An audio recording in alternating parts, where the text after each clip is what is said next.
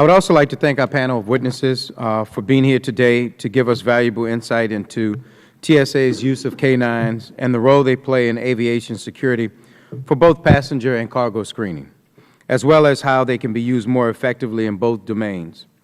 The Transportation Security Administration ensures the security of the traveling public using a multi-layered approach.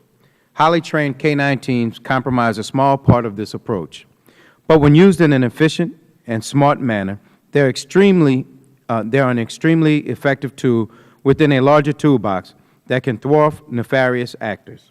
However, in January 2013, GAO released a report that was critical of TSA's handling of the rollout of its passenger screening canines. Specifically, the report stated that there was concern with the methodology that TSA implemented when deploying and testing the canine teams. In their prepared testimony for the hearing today, GAO noted that TSA is taking steps to analyze canine team data and to identify program trends.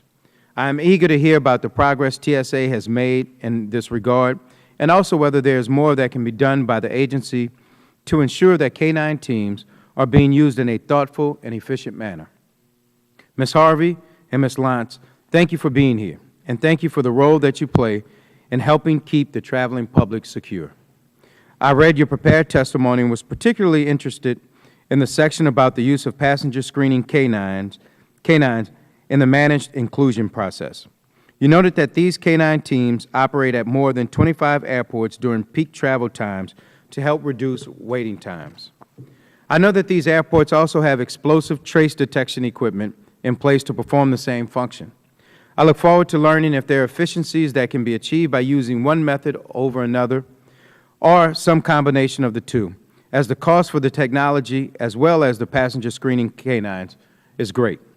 I'm also interested in the role that explosive detection canine teams play in the maritime environment.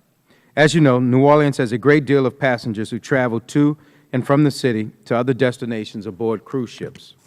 I understand that most of the work performed in the maritime environment by canines is primarily in reference to ferries, but would be interested to know that the role that canines play in the screening of passengers and cargo aboard cruise ships, such as during the VIPR operations. Mr. Cano, thank you for appearing before the subcommittee today. I know that there is significant interest from the cargo screening industry in having privatized canines screen cargo as a means of having another platform available to detect threats. I look forward to hearing about the screening methods that are already in place, as well as how the use of privatized canines would affect your operations and what savings might stem from their use.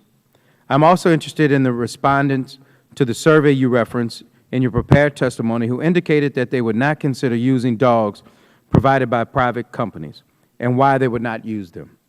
Once again, thank you all for being here today, and I look forward to a healthy dialogue on this topic. With that, Mr. Chairman, I yield back the balance of my time.